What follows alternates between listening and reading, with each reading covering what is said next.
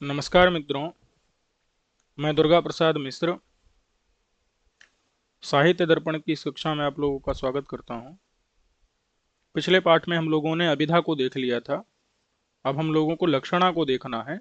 अथ लक्षणा, अथ यानी इसके बाद, यानी अभिधा के बाद लक्षणा का निरूपण करेंगे, क्योंकि क्रम से पहले अभिधा को बोला था, फिर लक्षणा को बोला था, फिर व्यंजना को बोला था। तो अब हमको लक्षणा का निरूपण करना है। ठीक है। मुख्यार्थबाधे तद्युक्तो ययान्योऽर्थः प्रतीयते रूढ़े प्रयोजनाद्वासौ लक्षणासक्तिरर्पिता। तो देखो, इसका अर्थ समझ लेते हैं। मुख्यार्थ बाधे, जब मुख्य अर्थ का क्या हो, बाध हो। मुख्य अर्थ बता चुके हैं, संकेतित अर्थ, अभिधेय अर्थ, ये हो जाएगा मुख्य अर्थ। उसका बाध, बाध दो प्रकार से हो सकता है। या तो वक्ता उस रूप में कहना ना चाहता हो, और या तो उसका किसी के साथ संबंध न बन पा रहा हो। हम पहले भी बता चुके हैं आपको, योग्यता था ना, योग्यता परस्पर संबंधे बाधा भावा। और अगर बाध हो जाए, मतलब परस्पर संबंध ना हो सके, तो उसको क्या कहते हैं, बाध कहते हैं। जैसे गंगायाम घोषः है, तो यहाँ गंगा का अर्थ, मुख्य अर्थ क्या है, प्रवाह। उस प्रवाह रूपी अर्थ का घोष माने जो बस्ती है, घर है, उसके साथ में प्रवाह का संबंध नहीं बन सकता, क्योंकि बस्ती में जो है घर नहीं हो सकते। बस्ती में माने बस्ती नहीं, प्रवाह में क्या नहीं हो सकता, घर नहीं हो सकते। इसीलिए प्रवाह का संबंध घर के साथ में नहीं बन पाता है। तो इसलिए मुख्यार्थ का हम क्या कहते हैं, बाध कहते हैं। मुख्यार्थ गंगा का क्या है, प्रवाह। उस प्रवाह का जो है घर के साथ संबंध नहीं बन पाता। तो ये एक हो गया मुख्यार्थ। जैसे गंगा का मुख्यार्थ क्या है, प्रवाह, और उसका घोष के साथ में, मतलब बस्ती के साथ संबंध नहीं बन पाता है। तो एक तो ये हो गया। अथवा वक्ता ही उसको उस रूप में न कहना चाहता हो, वक्ता का तात्पर्य ही ना हो, वक्ता कहना ही नहीं चाहता है कि गंगा से प्रवाह लिया जाए, वक्ता का तात्पर्य ये है गंगा से तीर लिया जाए। तो ये मुख्यार्थ का बाध दो प्रकार से होता है। ठीक है। तो मुख्यार्थ का बाध होने पर, बाधे सती, मुख्यार्थ का बाध होने पर, अविधेय अर्थ का बाध होने पर, या तो अन्यानुपत्ति का ज्ञान हो अथवा तात्पर्यानुपत्ति का ज्ञान हो। दो कारण होते हैं। तो फिर क्या है, रूढ़े है, रूढ़ी। अभी उदाहरण पढ़ेंगे, समझ में आ जाएगा कि या तो वक्ता उस रूप में कहना ना चाहे, और या तो फिर जो जिस रूप में कहा गया हो और उसका अन्य अगले वाले शब्द के साथ में न बन पाए, संबंध न बन पाए। तो ये तो मुख्यार्थ बाध हो गया। फिर कहते हैं रूढ़ी। तो रूढ़ी हो, रूढ़ी मतलब होता है अनादि वृद्ध व्यवहार। रूढ़ी क्या है, अनादि काल से चला आ रहा वृद्ध व्यवहार, अनादि वृद्ध व्यवहार, जो बहुत समय से वृद्धों का व्यवहार चला आ रहा है। इस कारण से कोई शब्द उसमें प्रसिद्ध हो गया है। जैसे त्वचा ज्ञातम, त्वचा के द्वारा हमने जाना, ऐसा प्रयोग होता है। लेकिन वास्तव में त्वचा से ज्ञान नहीं होता, होता है ज्ञान त्वगिंद्रिय से। तो इसलिए रूढ़ी, त्वक शब्द की जो है रूढ़ी हो गई है त्वगिंद्रिय में, तो वहां वस्तुतः निरूढ़ा लक्षणा है, तो रूढ़ी लक्षणा है वहां पर। ठीक है। तो ये रूढ़ी भी कारण होती है लक्षणा में। अथवा कलिंगा साहसिका, मतलब जहां कहीं कोई प्रयोजन नहीं है वहां पर रूढ़ी कारण होती है। कलिंग से कलिंग देश के पुरुष ले लिए जाते हैं, कलिंगा साहसिका इत्यादि में। तो ये रूढ़ी है। और प्रयोजनाद वासव, अथवा जैसे हम अपने शत्रु को कांटा कह देते हैं, ये हमारा कांटा है, तो ये क्या है, ये रूढ़ हो गया है कांटा शब्द शत्रु अर्थ में। तो प्रयोजनात् वा, अथवा प्रयोजन भी हो सकता है। जैसे हमने प्रयोग किया गंगायाम घोषः, गंगायाम, गंगायाम घोषः, ये गंगा में हमारा घोष माने बस्ती है, घर है। तो ये गंगायाम जो घोषा ये प्रयोग है, यहाँ पर प्रयोजन क्या है, यहाँ पर प्रयोजन है जो गंगा की शीतलता पावनता है, वह घोष में भी है, गंगा के किनारे पर तीर में भी है, घोष में भी है। तो ये शीतलता पावनता की प्रतीति करवाना है हमको। नहीं तो हम गंगा के तीर में, गंगा के तट पर घर है ये कह देते। हमारा घर गंगा में ही है, क्यों कहते हैं, क्योंकि हमारे घर में भी गंगा की ही शीतलता और पावनता हमारे घर में भी है। ये प्रयोजन है। ये हमको गंगा तटे घोषा कहने से प्रयोजन प्रतीत हो पाता, नहीं हो पाता। तो इसलिए प्रयोजनाद्वा माने प्रयोजन के कारण, प्रयोजन के उद्देश्य, प्रयोजन के कारण, प्रयोजनम उद्देश्य, प्रयोजन को उद्देश्य से भी लक्षणा होती है। अथवा रूढ़ी के कारण भी लक्षणा होती है। वा माने विकल्प है, असौ माने यह, लक्षणा शक्ति, ये लक्षणा शक्ति होती है। अब लक्षणा शक्ति इसमें होता क्या है, तो यया, यया माने जिस शक्ति के द्वारा, यया का अर्थ क्या है, जिस शक्ति के द्वारा, तद युक्त, तद से लेना है मुख्यार्थ, तद यानी मुख्यार्थ युक्त, तद युक्त माने मुख्यार्थ से युक्त। क्योंकि देखो गंगा का मुख्य अर्थ क्या है, जैसे प्रवाह, और उससे युक्त कौन है, तीर, क्योंकि प्रवाह, प्रवाह कहाँ पर है, तीर माने प्रवाह जो है उसके आसपास में क्या है, दोनों तीर हैं, किनारा है, तो इसलिए प्रवाह से लगा हुआ चीज क्या है, तीर। तो तद युक्त, तद माने मुख्यार्थ से युक्त कौन हो गया, तीर। तो वो जो तीर अर्थ है, यया माने जिस शब्द की शक्ति से अन्य अर्थ, वो जो अन्य अर्थ तीर अर्थ, एक तो मुख्य अर्थ हो गया और अन्य अर्थ जाने मुख्य अर्थ से भिन्न अर्थ, वह प्रतीयते प्रतीत होता है रूढ़ी अथवा प्रयोजन के कारण। तो असौ माने वह लक्षणा शक्ति होती है, वह शक्ति क्या होती है, लक्षणा शक्ति होती है, और वह शक्ति अर्पिता होती है। अर्पिता का मतलब क्या है, अर्पिता यानी कि मुख्यार्थ से व्यवधान वाली, उस साक्षात शक्ति ईश्वर के द्वारा की गई नहीं है, अपितु आधुनिक लोगों ने वह शब्द में शक्ति कल्पित कर ली है और उसमें मुख्यार्थ का व्यवधान रहता है। ये हम पहले भी आपको बता चुके हैं कि जो शक्ति रहती है, जो अभिधा शक्ति, उसमें व्यवधान नहीं रहता, लेकिन लक्षणा शक्ति में व्यवधान रहता है। पहले मुख्यार्थ आता है, फिर व्यवधान होता है, बाद होता है, फिर लक्षणा आती है, इसलिए इसको अर्पिता कहा, कल्पिता कहा। ये ये क्या है, मुख्यार्थ से व्यवहित जो लक्ष्यार्थ है, मतलब पहले मुख्यार्थ आएगा, फिर व्यवधान होगा, उसका बाद होगा, फिर लक्ष्यार्थ आएगा। तो लक्ष्यार्थ के विषय में ये कल्पना की गई, कल्पना की हुई शक्ति है, इसीलिए हम इसको अर्पिता शक्ति कहते हैं। लक्षणा क्यों कहते हैं, लक्ष्यते अनया इति लक्षणा, जिसके द्वारा अर्थ लक्षित हो, जिसके द्वारा अर्थ लक्षित हो, इसीलिए उसको हम क्या कहते हैं, लक्षणा कहते हैं। बात समझ में आई कि नहीं। तो लक्षणा के तीन हेतु यहां पर निकले, कौन कौन से, तीन कारण यहां पर लक्षणा के हमारे सामने आ गए। लक्षणा का एक तो लक्षण आ गया है, और एक क्या आ गया, तो देखो यया अन्यो अर्थः प्रतीयते, ये लक्षणा का क्या है, ये लक्षणा का लक्षण है, ये लक्षणा का क्या है, ये लक्षणा का लक्षण है, असौ लक्षणा, वह लक्षणा है। और लक्षणा के क्या है, तीन हेतु हैं, ठीक है, कौन कौन सा, मुख्यार्थवाद,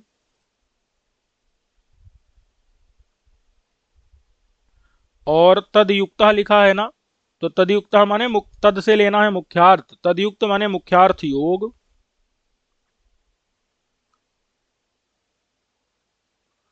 और रूढ़ी अथवा प्रयोजन, तो इसको हम कहेंगे रूढ़ी अथवा प्रयोजन। ये तो दो हो गए, रूढ़ी या रूढ़ी प्रयोजन अन्यतरत। तो ये जो है, ये तीन, टोटल कितने हो गए, तीन। ये तीन क्या हैं, लक्षणा के हेतु हैं। ये बात समझ में आ गई कि नहीं। उदाहरण के लिए घटा लेते हैं, जैसे गंगायाम घोषः, गंगायाम घोषः, यहां पर इसका मुख्य अर्थ क्या है, गंगा में, गंगा मतलब जल प्रवाह, गंगा किसे कहते हैं, भगीरथ रथ खातावच्छिन्न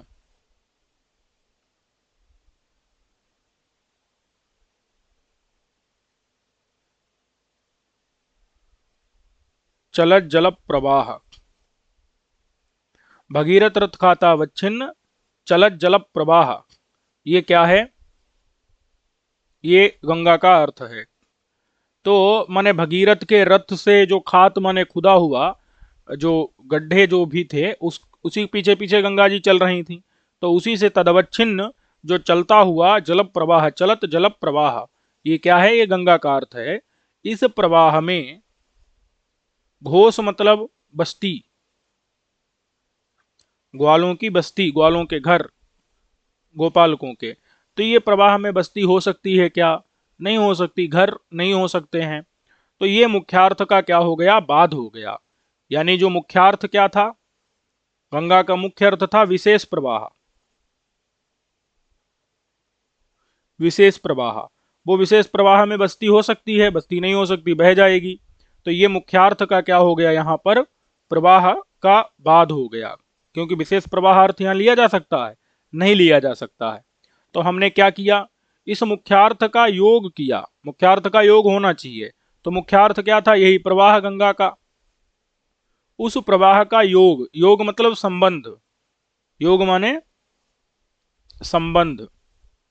कौन सा संबंध लेना है, तो प्रवाह का सामीप्य संबंध। ये सामीप्य संबंध किसके साथ में है, तीर के साथ में। भाई समझ में, बात समझ में आई कि नहीं। प्रवाह मुख्यार्थ जो है, मुख्यार्थ प्रवाह संकेतित अर्थ गंगा का है प्रवाह, उस प्रवाह का जो योग है, संबंध है, वो सामीप्य संबंध है जो कि तीर में है। और यहाँ रूढ़ी है या प्रयोजन, तो यहाँ पर रूढ़ी नहीं है, गंगा रूढ़ नहीं है जो है तीर में। गंगा शब्द तो प्रवाह अर्थ को कहता है, रूढ़ नहीं है, तीर में रूढ़ नहीं है। तो यहाँ पर तीर में क्यों आ गया, गंगा शब्द से तीर क्यों लिया जाने लगा, क्योंकि क्योंकि यहाँ प्रयोजन है। क्या प्रयोजन है, गंगा की शीतलता और पावनता।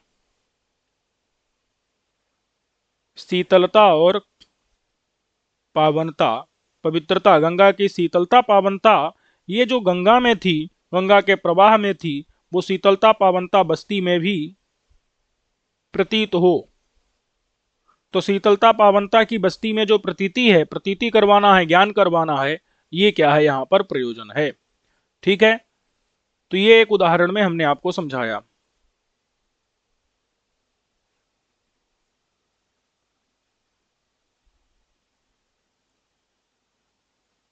कलिंग साहसिका में देख लेते हैं।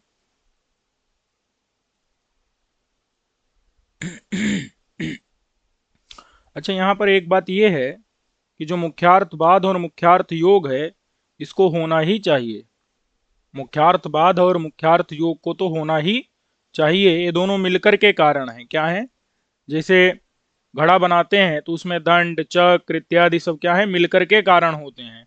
तो ये दंड चक्रादि न्याय ने मिलित की कारणता है। और जो रूढ़ी प्रयोजन है क्या है यहाँ पर, मुख्यार्थवाद और मुख्यार्थ योग, इन दोनों की जो है दंड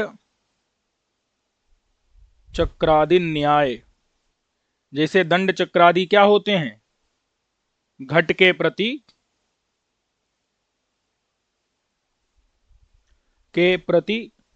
मिलकर के कारण होते हैं, मिलित कारणता। बात समझ में आई कि नहीं। तो घट के प्रति मिलित कारणता होती है, दंड चक्रादि न्याय बोलते हैं। माने दंड चक्रादि न्याय से घट के प्रति जैसे दंड चक्रादि मिलित कारण होते हैं, वैसे मुख्यार्थवाद और मुख्यार्थ योग की मिलित कारणता है। लेकिन रूढ़ी या प्रयोजन की, इसको तृणारणिमणि न्याय, तृणारणि मणि न्याय, ये जो तृण अरणि और मणि, ये तीनों अलग अलग आग के प्रति, वन्नी के प्रति कारण होते हैं। केवल तिनके से भी आग लग सकती है, अरणि से भी आग लग सकती है, और जो मणि है उस मणि से भी आग उत्पन्न हो सकती है। तो तृणारण्य मणि न्याय ये कहता है प्रत्येक की कारणता, प्रत्येक की कारणता। तो ये जो रूढ़ी या प्रयोजन में, रूढ़ी भी कारण हो सकती है, प्रयोजन भी कारण हो सकता है। ये बात समझ में आ गई कि नहीं। अब यहां पर अगर मुख्यार्थ बाध नहीं कहेंगे, तदयुक्त नहीं कहेंगे, तो कई जगह पर क्या है, समस्याएं आ जाएंगी। बात समझ में आ गई कि नहीं। तो इसीलिए हम क्या करते हैं, इस प्रकार से माने ये तीनों के तीनों देने हैं। अब हम यहाँ पर क्या नहीं करेंगे, प्रत्येक का वो जो पदकृत्य किया जाता है, पदकृत्य यहाँ पर नहीं कर रहे हैं। ठीक है, एक उदाहरण और समझ लेते हैं, कलिंग साहसिक।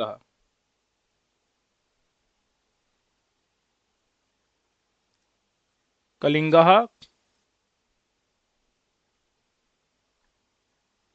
साहसिक, यहां पर भी तीनों चीजें चाहिए, मुख्यार्थवाद, मुख्यार्थ योग, रूढ़ी अथवा प्रयोजन।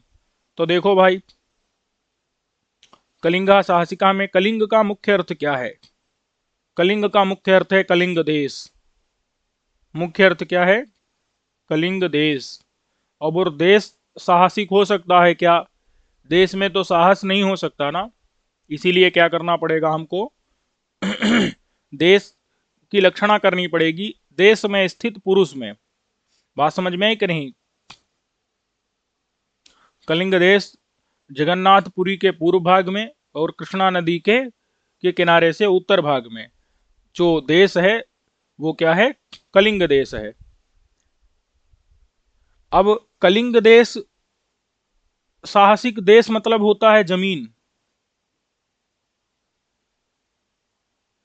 भूमि। बात समझ में है कि नहीं? तो जो भूमि है वो भूमि तो साहसिक नहीं हो सकती, इसीलिए हमको क्या करना पड़ेगा? लक्षणा करनी पड़ेगी। तो देखो, मुख्यार्थ का क्या हो गया? यहां पर बाध हो गया, पहला घट गया कि नहीं? और दूसरा क्या है? मुख्यार्थ का योग, यानी देश का योग होना चाहिए। तो देश का योग माने हम ले लेंगे आधार आधेय भाव। बात समझ में आई कि नहीं? अथवा सामीप्य ही ले सकते हैं। तो देश का जो सामीप्य या फिर आधार आधेय भाव वो किसके साथ में है? कलिंग देशीय पुरुषों के साथ में। कलिंग देश के जो पुरुष हैं, तो ये हो गया कलिंग देश में स्थित जो पुरुष।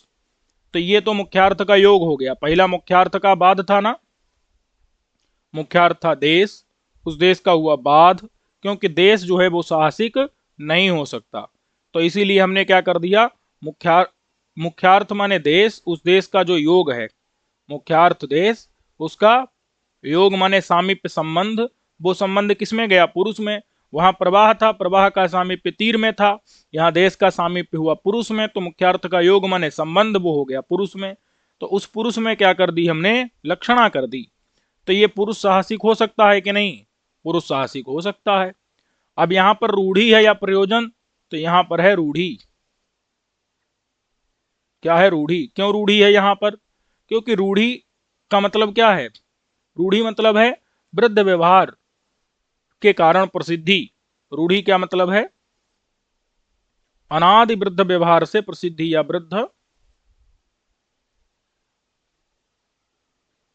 व्यवहार के कारण प्रसिद्धि। यहां कोई प्रयोजन नहीं है, वृद्ध व्यवहार के कारण यह प्रसिद्ध है कि कलिंग शब्द जो है कलिंग में रहने वाले पुरुषों के लिए भी प्रसिद्ध हो गया है। तो इसलिए रूढ़ी है यहां पर। तो ये लक्षणा का रूढ़ी का कारण हो गया, और वो गंगायाम घोषा प्रयोजन वाला हो गया। बात समझ में आई कि नहीं?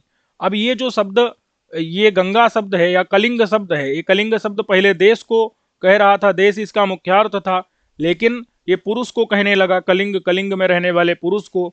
यह गंगा शब्द किसको बता रहा है? अब गंगायाम घोषा, यहाँ गंगा शब्द से क्या लिया जाने लगा? तीर लिया जाने लगा। तो ये क्या ईश्वर ने बताया था? नहीं। ये स्वाभाविक शक्ति है? नहीं। ये कल्पित है, ईश्वर के द्वारा उद्भावित नहीं है। बात समझ में आ गई कि नहीं? तो वही बता रहे हैं, ये ईश्वर के द्वारा उद्भावित शक्ति है? नहीं है।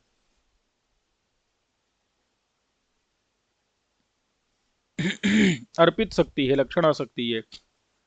अब हम लोग क्या करते हैं, एक बार देख लेते हैं। इन्होंने खुद उदाहरण दिए हैं और उनकी व्याख्या भी की है। कलिंगहा साहसिकहा, ये प्रयोग हम आपको बता चुके हैं। कलिंग साहसिक का मतलब क्या है? कलिंग देश साहसी है। कलिंग देश साहसी हो सकता है? नहीं हो सकता है। बात समझ में है कि नहीं? क्यों? क्योंकि साहसिक का मतलब होता है दुष्कर कर्म करने वाला। दुष्कर कर्मकारी, करने वाला। साहसिक माने क्या? दुष्कर कर्म करने वाला। तो जो दुष्कर कर्म करने वाला है वो साहसी कहलाता है। कलिंग देश है, जमीन है, क्या वो साहसिक, वो दुष्कर्म कर्म करने वाली हो सकती है? नहीं। तो हमको क्या समझना है यहाँ पर कि कलिंग से कलिंग देश में रहने वाले पुरुषों का ग्रहण करना है। तो ये वही लिख रहे हैं कि इत्यादव, यहाँ पर कलिंगादि शब्द, जो कलिंग शब्द है, ऐसे ही कहीं पर बंग शब्द होगा, कहीं दूसरा कोई देश होगा, जैसे बंगो भीरु प्रयोग है कि मतलब बंग देश के पुरुष भीरू होते हैं, ऐसा। तो इस प्रकार के जो भी प्रयोग हैं, उन प्रयोगों में क्या समझना है, कलिंग आदि जो शब्द हैं वो देश विशेषादि रूपे स्वार्थे असंभवन। कलिंग शब्द का स्वार्थ क्या है? स्वार्थ यानी मुख्य अर्थ। देश विशेष, विशेष एक देश, वो क्या है, उसका मुख्य अर्थ है। बात समझ में आ गई कि नहीं? तो स्वार्थ में वो असंभवन माने संभव नहीं है। तो यया शब्द शक्तिया, जिस शब्द शक्ति के द्वारा, लक्षणा शब्द शक्ति के द्वारा स्वसंयुक्तान पुरुषादीन प्रत्यायति। तो कलिंगादि शब्द क्या करते हैं? अपने से संयुक्त पुरुषों को प्रत्यायित माने ज्ञात, प्रत्यायति माने ज्ञान कराते हैं। स्वसंयुक्त माने कलिंग, कलिंग से कलिंग देश लेना है, वो उसका क्या हो गया, मुख्यार्थ हो गया, मुख्यार्थ हो गया। तो मुख्यार्थ ये स्वार्थ हो गया, स्वार्थ माने मुख्यार्थ, उसमें असंभवन संभव नहीं है उसका प्रयोग करना, क्योंकि देश जो है वो साहसिक नहीं हो सकता है। तो इसलिए कलिंगादि शब्द यया शब्द शक्ति, असंभव होने के कारण जिस शब्द शक्ति के द्वारा, लक्षणा के द्वारा कराते हैं, स्वसंयुक्त माने कलिंग देश में जो संयुक्त पुरुष हैं उन पुरुषों का क्या कराते हैं, ज्ञान कराते हैं। प्रत्यायति माने उनका लक्ष्य, लक्षणा के द्वारा वो ज्ञान कराते हैं शब्द। बात समझ में आ गई कि नहीं? क्यों देश दुष्कर कर्म करने वाला नहीं हो सकता? क्योंकि देश अचेतन है और जो कर्म करेगा वो चेतन होगा। बात समझ में आई कि नहीं? तो अन्वय भी नहीं बन पा रहा है, अथवा वक्ता का तात्पर्य भी नहीं है। वक्ता का तात्पर्य कलिंग से कलिंग देश लिया जाए इसमें है नहीं, कलिंग देश के जो पुरुष हैं उसमें है। वक्ता कहना चाहता है कि कलिंग देश के पुरुष साहसी हैं, दुष्कर कर्म करने वाले हैं, ना कि कलिंग देश। बात समझ में आ गई कि नहीं? तो इसीलिए कलिंग शब्द की लक्षणा हम कलिंग देश में जो संयुक्त पुरुष हैं उन पुरुषों में कर लेते हैं। तो कलिंग शब्द पुरुषों को प्रत्यायन कराने लगता है, ज्ञान कराने लगता है। तो और ययाच, और उदाहरण दे रहे हैं कि जैसे यया माने जिस शब्द शक्ति के द्वारा, गंगायाम घोषः यहाँ इत्यादो माने इत्यादि जगह पर, गंगादि शब्द, जो गंगा शब्द है वह जलमय रूप अर्थ का वाचक यहाँ पर प्रकृत में असंभव है। प्रकृत माने अपने अभिधेय अर्थ में, उसका जो अभिधेय अर्थ क्या है, जलमय। जलमय यानी प्रवाह, भगीरथ रथ खाता छिन्न चल जल प्रवाह। ये जो प्रवाह विशेष प्रकार का अर्थ था ना गंगा शब्द का, वह प्रकृति में संभव नहीं है, क्योंकि उसका अन्वय घोष के साथ में नहीं हो सकता है, अथवा वक्ता का तात्पर्य नहीं है। वक्ता नहीं चाहता है कि गंगा शब्द से यहाँ गंगा लिया जाए, गंगा शब्द से तीर लिया जाए। तीर में रहे विद्यमान है घोष, गंगा में थोड़ी घोष हो सकता है, तो वक्ता का तात्पर्य भी नहीं है। तो इसीलिए गंगा शब्द जलमय आदि रूप अर्थ का वाचक होने के कारण प्रकृत माने अपने अभिधेय अर्थ में, अपने मुख्य अर्थ में वो संभव नहीं है, असंभवन, असंभव होने के कारण। स्वस्थ माने अपने, अपने मतलब प्रवाह, अपना जो प्रवाह उसका मुख्य अर्थ है, उस मुख्य अर्थ के, मुख्य अर्थ जो प्रवाह है उसके सामीप्यादि संबंध संबंधिनम तटादिम बोधयति। सामीप्यादि संबंध से जो संबंधी तटादि है, सामीप्य संबंध से संबंधी कौन है, तटादि, उस तटादि का बोध करा देता है कौन, गंगा शब्द। तो सा शक्ति इस प्रकार की, कहीं कुछ भी हो सकता है, अलग अलग संबंध हो सकते हैं। तो कहते हैं कि सा माने वह, शब्द से अर्पिता शक्ति, वह जो शब्द है उस शब्द की अर्पिता शक्ति। बात समझ में है कि नहीं? अर्पिता मतलब ईश्वर के द्वारा अनुद्भावित, स्वाभाविक से इतर। देखो शब्द की स्वाभाविक शक्ति कौन सी होती है? स्वाभाविक शक्ति होती है अभिधा शक्ति, अथवा अथवा जो है, जो ये मीमांसक हैं ईश्वर को नहीं मानते हैं, इसीलिए वो स्वाभाविक शब्द का व्यापार अभिधा मानते हैं। बात समझ में है कि नहीं?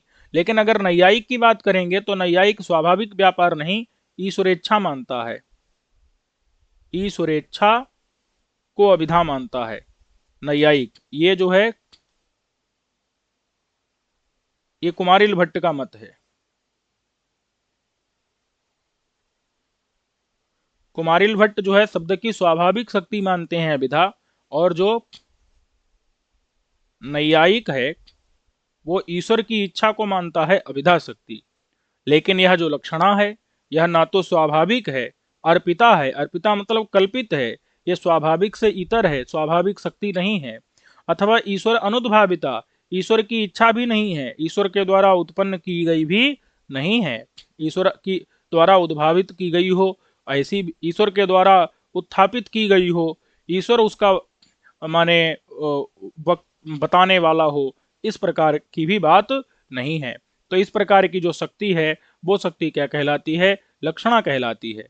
ईश्वर ने कहा हो अस्मात् शब्दादयम् अर्थो बोधव्य इत्यादि ईश्वर की इच्छा का विषय हो, ऐसी बात भी नहीं है। तो ऐसी जो शब्द की अर्पिता माने कल्पित शक्ति होती है वो शक्ति होती है लक्षणा। बात समझ में आई कि नहीं? वो किसके द्वारा उत्थापित की गई है? आजकल के वक्ताओं के द्वारा। आजकल के वक्ता वो गंगा शब्द का तीर में प्रयोग करना चाहते हैं, तो वो ईश्वर के द्वारा कल्पित थोड़ी है, शब्द की स्वाभाविक शक्ति भी नहीं है। वो क्या है? वो आजकल के वक्ता, जो कोई अभी का वक्ता जो गंगायाम घोषा प्रयोग कर रहा है, उसके द्वारा वो उत्थापित की गई है, कल्पित की गई है। अब कहते हैं पूर्वत्र। पूर्वत्र मतलब जो पहला उदाहरण था। पहला उदाहरण कौन था? कलिंगः कलिंगः साहसिकः। कलिंगः साहसिकः ये पहला उदाहरण था। तो पूर्वत्र माने कलिंगः साहसिकः, इसमें हेतु कौन है? कलिंगा साहसिका में क्या था? रूढ़ी था, मैं आपको बताया था। इसमें वृद्ध व्यवहार है। बात समझ में है कि नहीं? कलिंगा साहसिका में प्रसिद्ध जो वृद्धों का व्यवहार है वो उसी के कारण कलिंग शब्द जो है कलिंग देश को, कलिंग देश में रहने वाले लोगों को बता रहा है।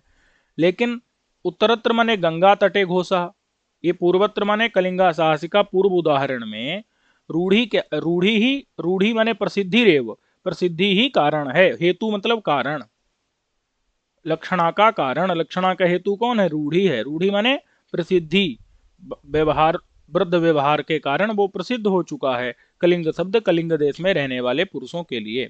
तो उसी प्रसिद्धि के कारण ही, प्रसिद्धि ही कारण है, प्रसिद्धि के कारण ही लाक्षणिक प्रयोग कर दिया। प्रसिद्धि अनुरोध, प्रसिद्धि के अनुरोध से भी कवियों का व्यवहार परिवर्तित होता है। परिवर्तित व्यवहाराः कवयः दृश्यन्ते। और उत्तरत्र, उत्तरत्र माने जो अगला उदाहरण था कौन सा? गंगायाम घोषः। क्या दूसरा उदाहरण था?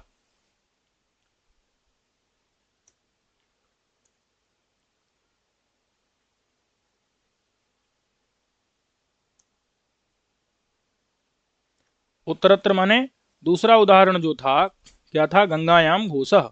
उस गंगायाम घोषः इस उदाहरण में अगर हम गंगा तटे घोषः कह दें, क्या कह दें?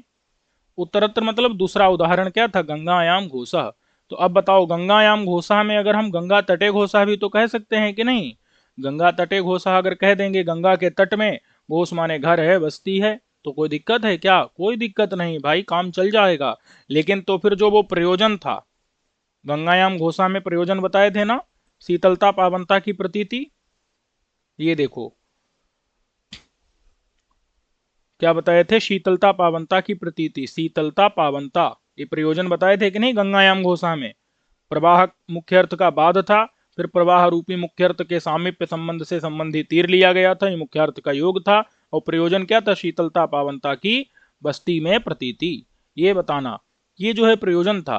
क्या ये प्रयोजन अगर हम गंगा तटे घोषा कह दें तो ये प्रयोजन सिद्ध होगा? नहीं होगा। गंगा के तट में घोष है, ये बात तो समझ में आएगी। लेकिन लेकिन गंगा की शीतलता पावनता भी हमारे घर में है, हमारे क्यों घर में है, ये बात पता चल पाएगी? नहीं चल पाएगी। इसीलिए गंगा तटे घोषा इति प्रतिपादन अलभ्यस्य, माने इस प्रतिपादन से जो अलभ्य है, क्या है? अलभ्य है। इस प्रतिपादन माने गंगा तटे घोषा साक्षात कह दें तो क्या वो चीज प्राप्त हो सकेगी? नहीं। तो प्रतिपादन से जो अलभ्य है, प्राप्त नहीं हो रहा है, कौन?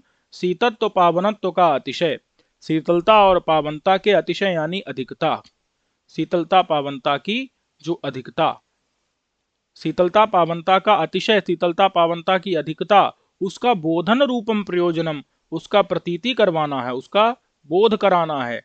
बात समझ में कि नहीं? उसकी प्रतीति रूपी प्रयोजन है जो कि हमको बस्ती में बोध, घर में बोध कराना है कि हमारे घर में तो गंगा जी की शीतलता पावनता का अतिशय जिसे गंगा जी में है वैसे ही हमारे घर में है। बात समझ में है कि नहीं? इसीलिए गंगा शब्द का ही प्रयोग करना पड़ेगा। गंगा तटे कह देंगे तो शीतलता पावनता का अतिशय अधिकता प्रतीत होगी? नहीं होगी। क्योंकि गंगा तट जो है उसमें उसमें शीतलता तो है या बहुत कम ही है, पावनता भी बड़ी कम है। वो फिर हमारे घर में भी प्रतीत होगी, हमारा घर भी बहुत कम शीतल पावन है। लेकिन जब गंगा में ही कहेंगे तो इससे लगेगा ओ हमारा घर तो उतना ही ज्यादा शीतल पावन है जितना गंगा जी हैं। तो शीतलता पावनता का अतिशय अधिकता बोधन यानी प्रतीति करवाना यही प्रयोजन है। ये गंगा तटे घोषा इस प्रतिपादन से लभ्य नहीं है। ऐसे प्रतिपादन करेंगे, ऐसे कहेंगे तो उससे लभ्य माने अलभ्य है, प्रतिपादन अलभ्य, प्रतिपादन से ये प्राप्त नहीं हो सकता है। ये बात समझ में आ गई। अब कहते हैं कि ये हेतु रखने ही पड़ेंगे आपको, हेतु तो आपको रखने ही पड़ेंगे। ये जो 3 हेतु बताए थे ना, मुख्यार्थवाद, मुख्यार्थ योग और रूढ़ी अथवा प्रयोजन। बात समझ में आई कि नहीं?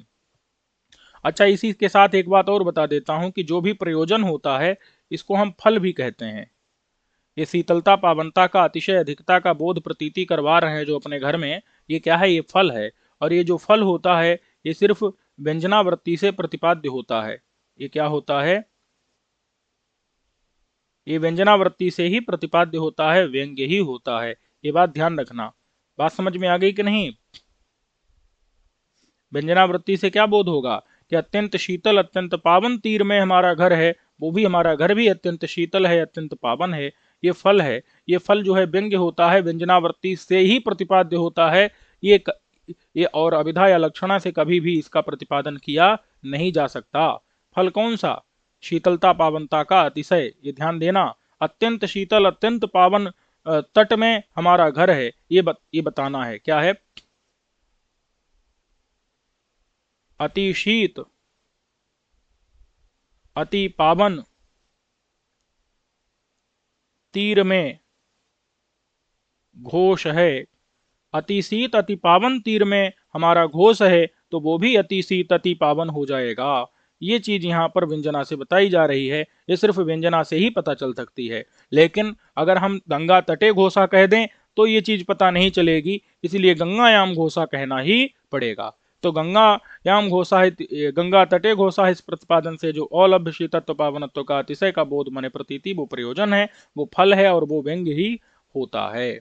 चलिए, अब कहते हैं कि हेतुम बिना, हेतु माने रूढ़ी अथवा जो प्रयोजन रूपी हेतु के बिना भी यस्य कस्यचित संबंधिनः, जिस किसी भी संबंधी में अगर लक्षणे माने लक्षणा करेंगे, जिस किसी भी संबंधी में लक्षणा कर लेंगे तो अति प्रसंग हो जाएगा। अति प्रसंग माने अति व्याप्ति हो जाएगी। रूढ़ी या प्रयोजन के बिना भी लक्षणा मान लेंगे तो क्या होगी? कहीं भी लक्षणा होने लग जाएगी। इसीलिए कहा रूढ़े है प्रयोजनाद वासौ, रूढ़ी अथवा प्रयोजन से ही लक्षणा होती है, ऐसे लक्षणा नहीं होती। ये बात इसीलिए कह दी। उदाहरण क्या है? तो देखो,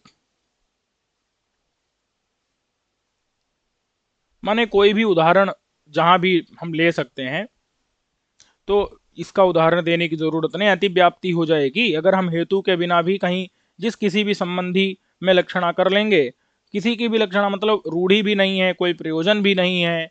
बात समझ में आई कि नहीं?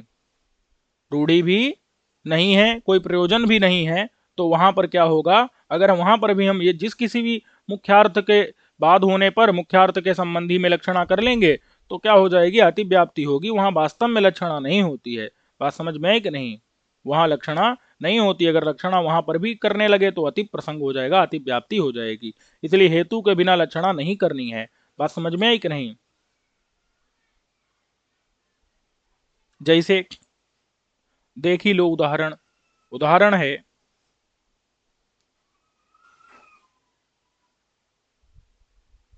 कमले चरणाघातम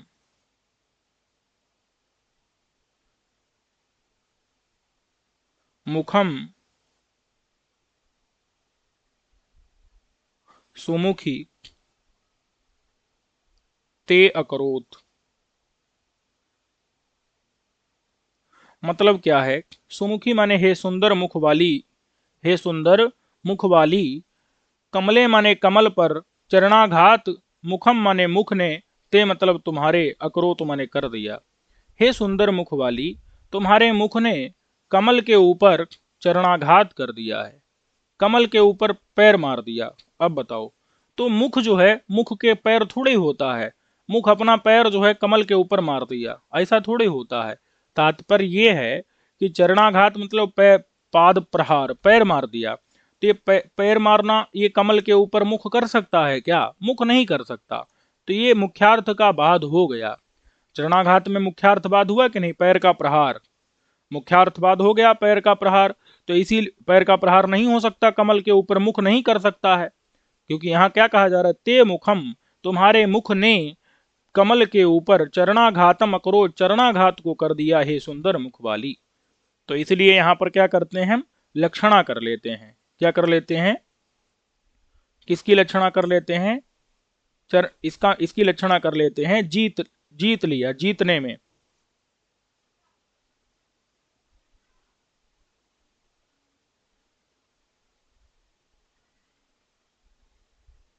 निर्जितत्व में, कि तुम्हारे मुख ने क्या कर, निर्जित, निर्जितत्व में लक्षणा कर लेते हैं कि तुम्हारे मुख ने क्या कर लिया है? उसको जीत लिया है। बात समझ में आ गई कि नहीं?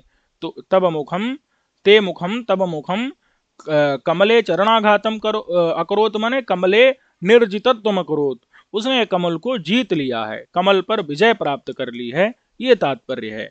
तो यहां पर ये चरणाघात की लक्षणा किसमें कर लेते हैं? निर्जितत्व में, यानी जीत में लक्षणा कर लेते हैं। अब बताओ, तो यहां कोई रूढ़ी है क्या? चरणाघात शब्द का अर्थ निर्जितत्व होता है, रूढ़ है क्या? नहीं है।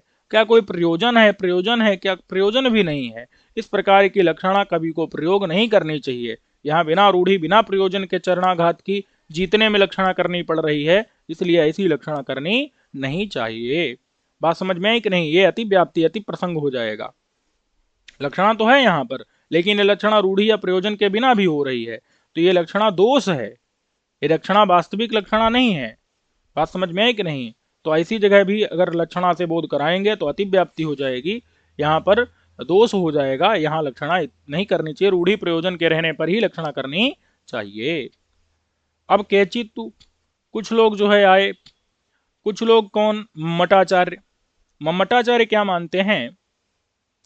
मम्मटाचार्य जो है वो रूढ़ शब्द में भी, रूढ़ शब्द में भी मुख्य अर्थ को मुख्यार्थ को मान, यौगिक अर्थ को मुख्य अर्थ मान करके और अन्वयानुपत्ति दिखा करके और फिर वो लक्षणा दिखाते हैं। जैसे एक उदाहरण देख लो। उदाहरण क्या है? कर्मणि कुशलः।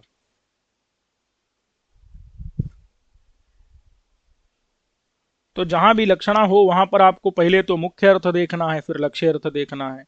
तो इसका मुख्य अर्थ कुशलः का है। अब देखो, यही तो समझना है कि विवाद किस बात पर है। मम्मट का मत क्या है कि कुशल शब्द का मुख्य अर्थ कौन है? कुशान लातीति कुशलः, ये व्युत्पत्ति है। क्या है? कुशान लातीति कुशलः, तो माने कि कुशग्राही।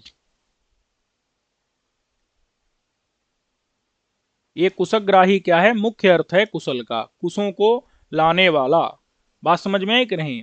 कुश को, दर्भ को जो लाता है, ग्रहण करता है, उसको कहते कुशग्राही, कुश को जो ग्रहण करे। ये प्रकृति प्रत्यय के द्वारा हमने इसमें ले लिया कि कुश उपपद रहते ला धातु से, यहां पर आतोन उपसर्गे कह से क प्रत्यय कर लेते हैं, तो अर्थ निकलेगा कुश को लाने वाला, कुश को ग्रहण करने वाला। ये बात समझ में आ गई कि नहीं? तो ये जो है कुशग्राही क्या है? इसका ये प्रकृति प्रत्यय से निकला हुआ अर्थ है, इसलिए ये मुख्य अर्थ है। क्या है? ये मुख्य अर्थ है। ये व्युत्पत्ति से आया है। किससे? प्रकृति प्रत्यय से। व्युत, ये व्युत्पत्ति लभ्य अर्थ है। बात समझ में आ गई कि नहीं? ये व्युत्पत्ति लभ्य अर्थ है। ये जो है कि अब ये तो हो गया मुख्य अर्थ, लेकिन ये मुख्य अर्थ यहां बन नहीं पा रहा है। क्यों नहीं बन पा रहा है? क्योंकि ये कर्म शब्द से यहां याग कर्म नहीं लेना है, यज्ञ नहीं लेना है जिसमें कुश का प्रयोग किया जाता है। कर्म मतलब चित्र कर्म। कर्म से क्या लेना है? चित्र कर्म। अब चित्रकारी करने में तो कुशों की जरूरत थोड़ी है, तो इसीलिए क्या होगा? चित्र कर्म में कुशल है, यानी कुशग्राही है, कुशों को पकड़ने वाला है। तो चित्रकर्म में कुशों को पकड़ने का तो कोई मतलब है नहीं।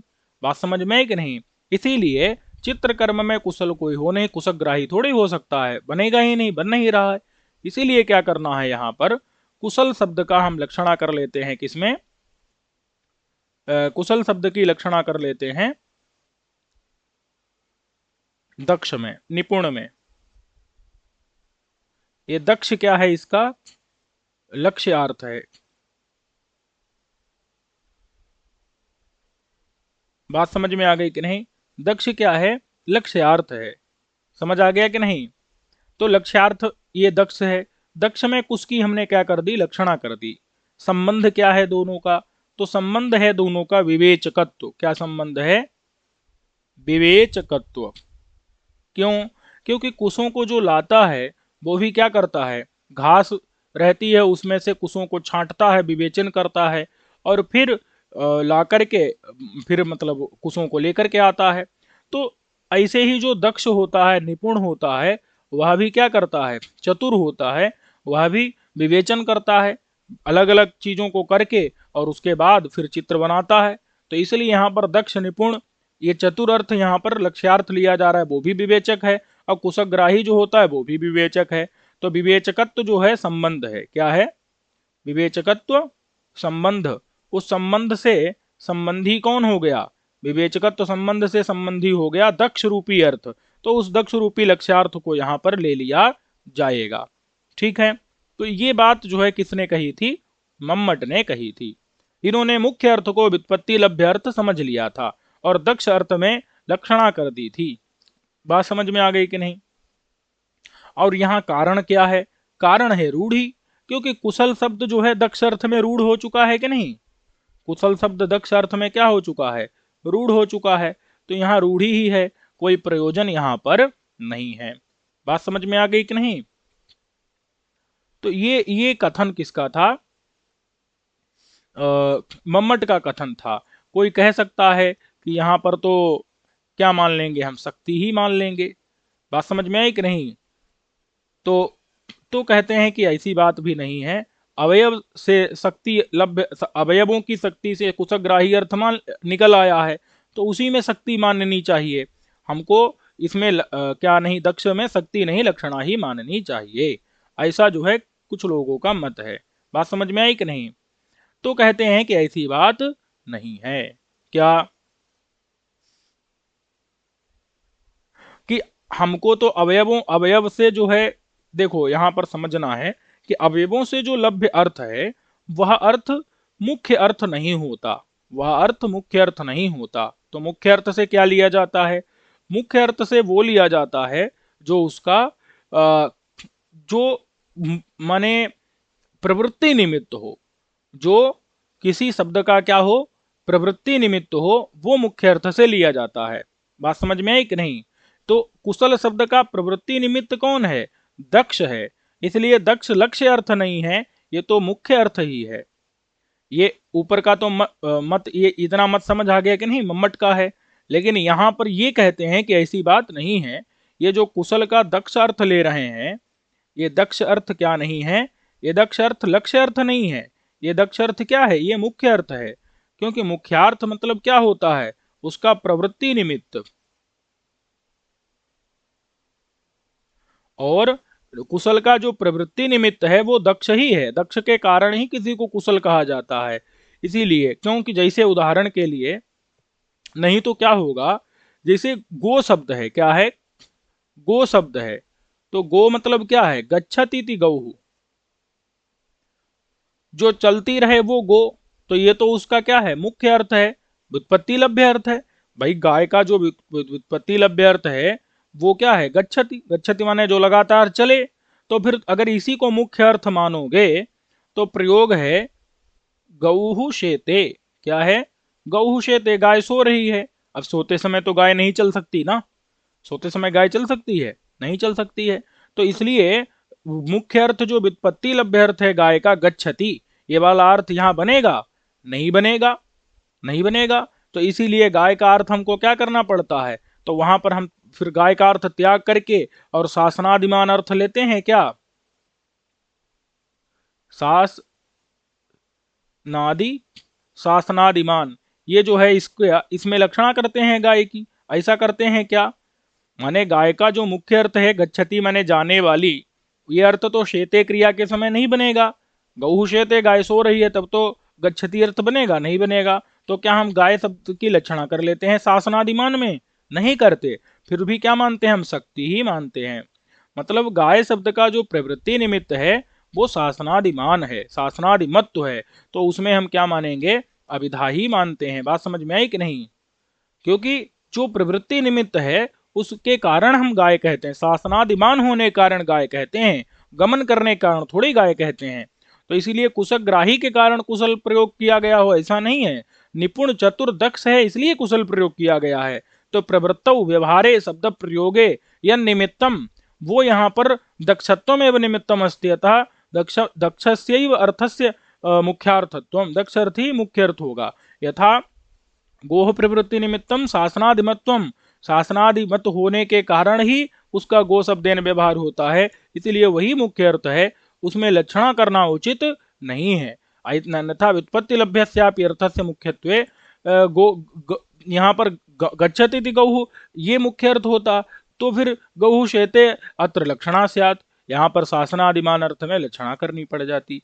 ये बात बता रहे हैं। ठीक है, तो देखो केचित माने मम्मटाचार्य, कुछ लोग कौन हैं? मम्मटाचार्य हैं। वो कहते हैं, वो कर्मणि कुशलः इति रूढ़ौ उदाहरन्ति, वो रूढ़ी का उदाहरण देते हैं कर्मणि कुशलः। उनका तेसाम अयम अभिप्राय, उनका अभिप्राय क्या है वो हम बता चुके हैं आपको कि कुशान लाती, ये व्युत्पत्ति लभ्य जो अर्थ है, व्युत्पत्ति से लभ्य माने इस व्युत्पत्ति से प्रकृति प्रत्यय के द्वारा जो अर्थ आया है, क्या? कुशग्राही रूपी अर्थ आया है कुशलः का। तो ये जो मुख्य अर्थ है, यह मुख्य अर्थ यहाँ पर प्रकृति असंभवन, यह जो है मुख्य अर्थ यहाँ पर संभव नहीं है, क्योंकि प्रकृत मतलब चित्र कर्म में, चित्र कर्म चित्र बनाने में कुशल का कोई मतलब ही नहीं। बात समझ में है कि नहीं?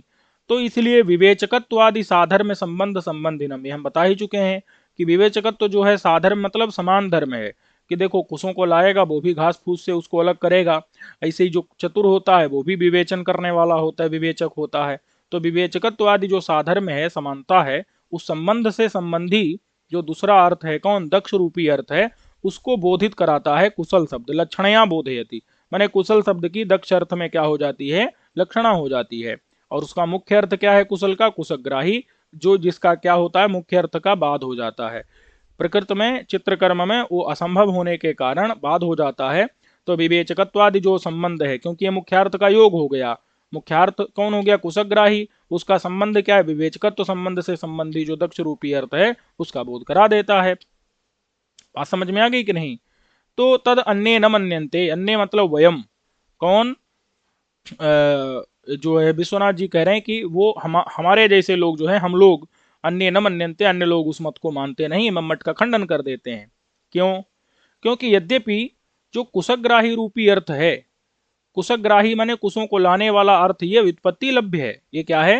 व्युत्पत्ति लभ्य है, फिर भी यह मुख्य अर्थ नहीं है। ये मुख्य अर्थ नहीं है। मुख्य अर्थ कौन है? दक्ष रूपी अर्थ ही मुख्य अर्थ है। क्यों? क्योंकि अन्यद्धि शब्दानाम प्रवृत्ति निमित्तम अन्यच्च व्युत्पत्ति निमित्तम, शब्दों का व्युत्पत्ति निमित्त अलग होता है, प्रवृत्ति निमित्त अलग होता है। हम किसी को कुशल क्यों कहते हैं? कुशल कहते हैं उसके दक्ष होने के कारण। तो दक्ष ही क्या होगा? प्रवृत्तौ माने शब्द प्रयोगे या निमित्तम, शब्द कुशल शब्द के प्रयोग में, प्रवृत्ति माने शब्द के प्रयोग में जो निमित्त हो, कारण हो, वो है दक्ष होना, तभी कुशल कहलाता है। इसीलिए प्रवृत्ति निमित्त यहाँ पर क्या है? अलग है, और व्युत्पत्ति निमित्त अलग है। व्युत्पत्ति निमित्त को भी अगर हमने मुख्यार्थ मान लिया तो गौहु शेते, यहाँ पर गौहु का अर्थ क्या है? व्युत्पत्ति निमित्त, उसका व्युत्पत्ति लभ्य अर्थ क्या होगा? व्युत्पत्ति लभ्य अर्थ होगा जो लगातार गमन करे, तो वो गमन करे। तो ऐसे तो गौहु शेते यहाँ पर तो गमन नहीं कर रही, तो यहाँ तो शयन कर रही है, शेते माने शयन कर रही है, यहाँ भी लक्षणा होने लगेगी गो की शासनादिमान में।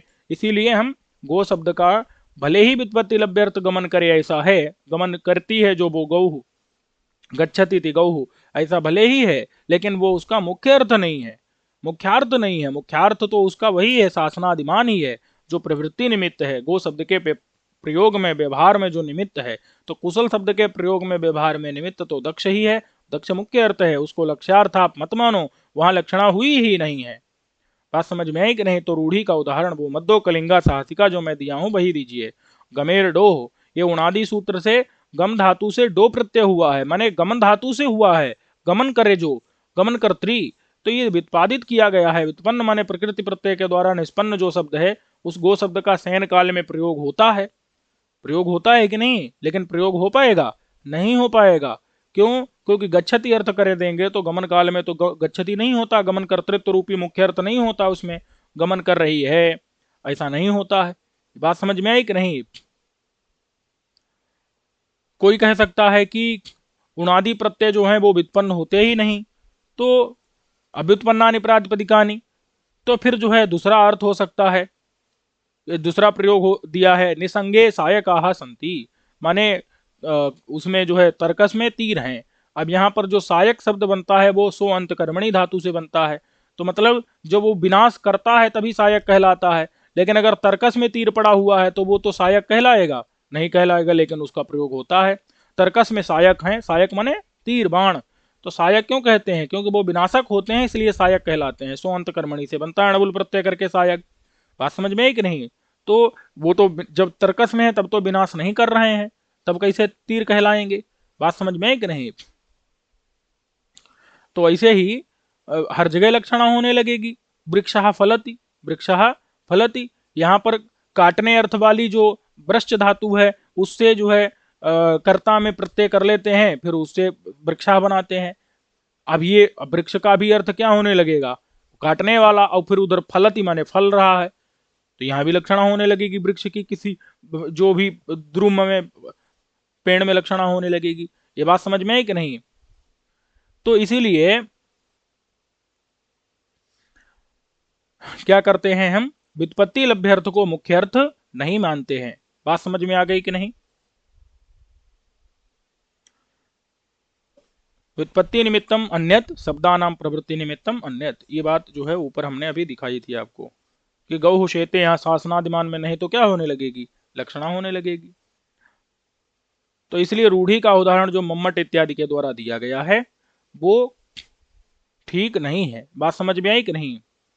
जहां पर रूढ़ी अर्थ प्रतीत ना हो, जैसे पाचक शब्द है, पाचक में तो रूढ़ी अर्थ नहीं है, पाचक माने पकाने वाला ही होता है, तो वहां पर व्युत्पत्ति लभ्य अर्थ जो है, जो व्याकरण के द्वारा निकला है वही मुख्य अर्थ होता है। लेकिन अगर कहीं पर रूढ़ी अर्थ प्रतीत हो रहा है तो वहां पर हम व्युत्पत्ति के द्वारा अर्थ निकाल करके उसको मुख्य अर्थ नहीं बनाते हैं। बात समझ में आई कि नहीं? व्युत्पत्ति के द्वारा अर्थ निकाल करके उसी को मुख्य अर्थ बना लें, ऐसा नहीं होता है। तो इसीलिए यहाँ पर जो है कुशल शब्द का व्युत्पत्ति लभ्य अर्थ कुशाल लाती है, मुख्य अर्थ नहीं होगा। तो कौन मुख्य अर्थ होगा? जो रूढ़ी अर्थ है उसका दक्ष अर्थ, वही मुख्य अर्थ होगा। जो निपुण चतुर अर्थ है वही मुख्य अर्थ होगा। तो वो मुख्य अर्थ होगा, ना कि लक्ष्य अर्थ होगा। ये जो मम्मट ने उसमें लक्षणा की है निपुण अर्थ में, दक्ष अर्थ में, वो लक्षणा करना उनका ठीक नहीं है। तो इस प्रकार से मम्मट का यहाँ पर खंडन कर दिया। बात समझ में आ गई कि नहीं? तो कोई शंका हो तो आप पूछ सकते हैं, वो देख लेंगे अगले वीडियो में। तद भेदान आह, अब लक्षणा के भेदों को बता रहे हैं, तो इन लक्षणा के भेदों को हम लोग अगले वीडियो में देख लेंगे, अगले पाठ में देख लेंगे। इसको यहीं तक रहने देते हैं। सर्वेभ्यो नमो नमः।